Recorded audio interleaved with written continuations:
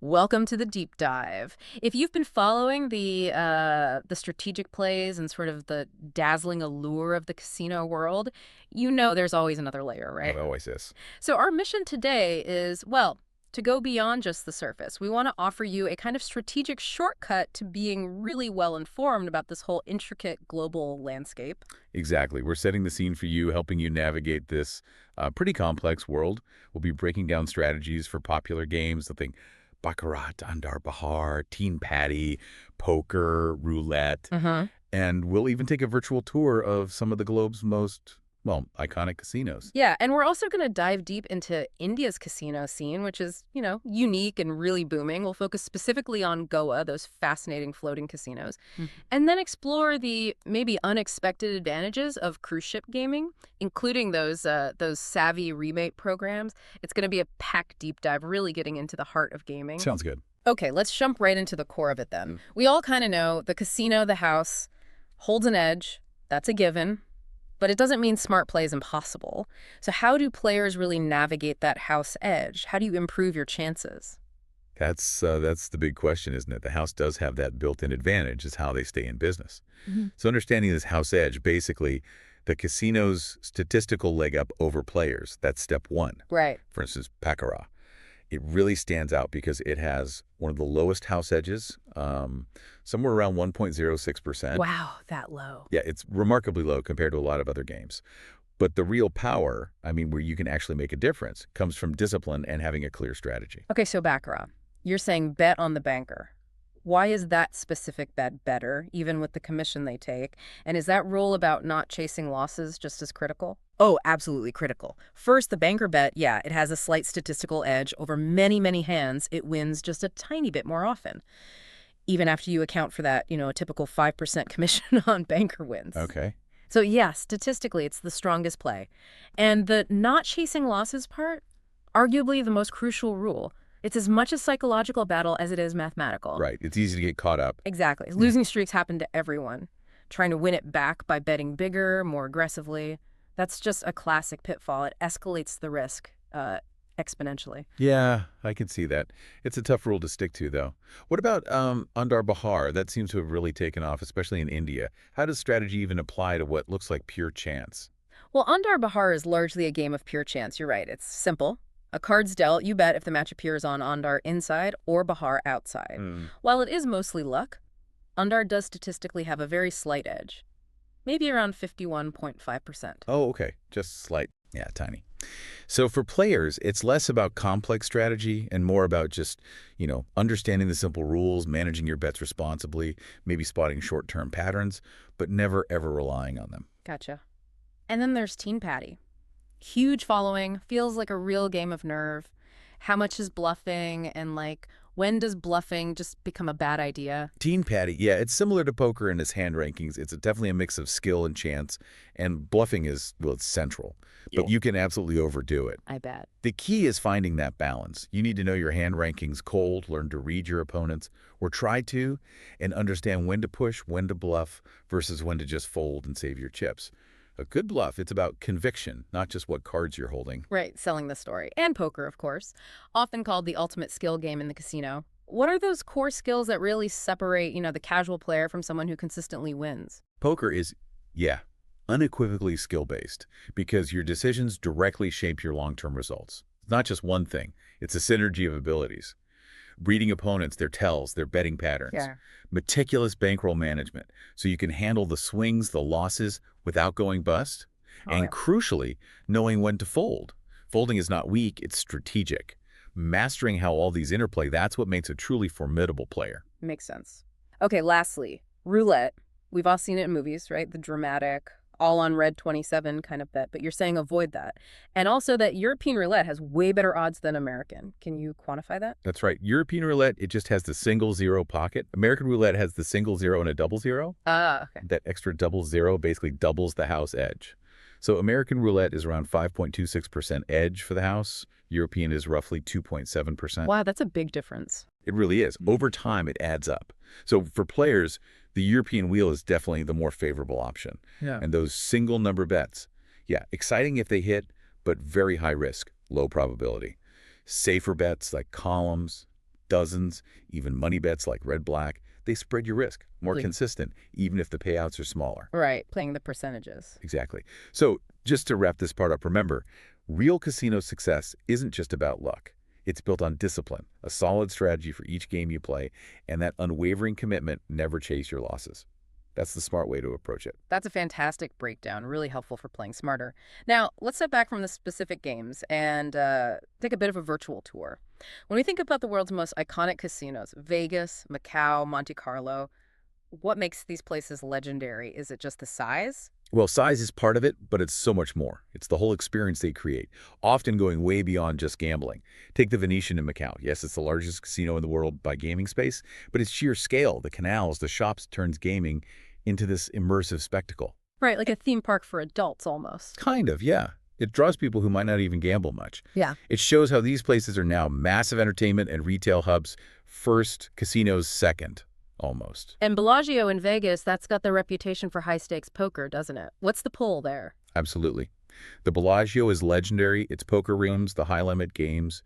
It attracts serious players from all over the globe. They're seeking that elite, high-stakes, competitive buzz. Okay. Then you've got Marina Bay Sands in Singapore. That place really redefined the luxury integrated resort concept. That iconic rooftop infinity pool, the high-end shopping. It's a destination in itself. The architecture, the amenities, they're as big a draw as the casino floor. Yeah, you see pictures of that pool everywhere. Moving continents, Casino de Monte Carlo. Instantly makes you think of James Bond, maybe European royalty. What defines its status? It's that classic, almost timeless vibe. It's classy, it feels royal. It's about heritage, that old world glamour that, frankly, few modern casinos can replicate. A different feel altogether. Completely. And then back in Macau, you have places like the Wynn Palace. Just stunning, known for its extravagant decor, really top-tier gaming floors.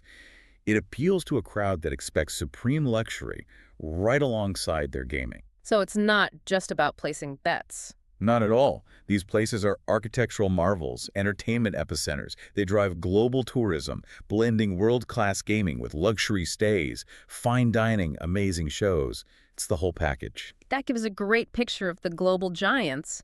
But how does a country like India, with its, unique legal setup and culture, fit into this massive, glamorous industry? Let's shift our focus there. India is, well, it's a fascinating case in the global gambling scene. Mhm. The laws vary wildly from state to state. It reflects a really complex legal history. Right now, only Goa, Sikkim, and Daman are the states where casinos land-based and offshore are actually legally allowed to operate. So those three states are the key hubs then. Exactly. They're critical for the Indian market. And Goa really seems to have emerged as the leader, right? With both land-based and those offshore casinos, even though the national picture is mostly restrictive. What's driving Goa's success? Well, Goa had a head start. They adopted more progressive gaming laws relatively early, plus they already had a strong tourism infrastructure. It was kind of a natural fit for casino development. Makes sense. And beyond the physical casinos, you absolutely have to mention the online gaming sector in India. It is absolutely booming. Right, like fantasy sports and poker sites? Yeah, and more traditional games, too. Platforms like Ada52, Team Patty Gold, Pokebazi, these are huge players. They attract millions of users. It just shows the enormous demand for gaming entertainment in India. So even with legal questions. Yeah, while legal gray areas definitely still exist in parts of India, the sheer growth in tourism, both domestic and international, just keeps fueling and expanding the market. It's creating a pretty significant economic footprint. And the scale is serious. I've seen estimates putting India's casino revenue at over, 3,000 crore annually? And still climbing. That's a Yeah. massive industry taking shape. It really is significant growth. Okay, let's zoom right in on Goa then. We hear it's the hub. India's mini Vegas, you called it. Can you give us a more precise, how many casinos are we actually talking about there? And what types? Goa definitely lives up to that nickname. India's mini Vegas on water. In total, you're looking at more than 15 licensed casinos operating there. 15 plus. Wow, okay, that's substantial. Are they all crammed onto land or? No, that's part of what makes it unique. A significant chunk, specifically 6 of them, are the famous offshore casinos. They operate on the Mandovi River. That gives you that distinct floating casino Looking experience. at the ones you see lit up on the water. Exactly. The other 9 plus, those are land-based casinos, typically located within hotels and resorts. So they offer a more traditional resort-style gaming environment. Okay, so a mix. If someone's planning a trip or just curious, what are some of the big names, the ones that really define that Goan casino scene? You definitely hear about Delton Royale. That's often seen as the largest, maybe the most luxurious of the offshore ones. Uh-huh. Then there's Big Daddy, Casino Pride, Crown Casino, Delton Jack 2. These are probably the most well-known, most popular venues in Goa.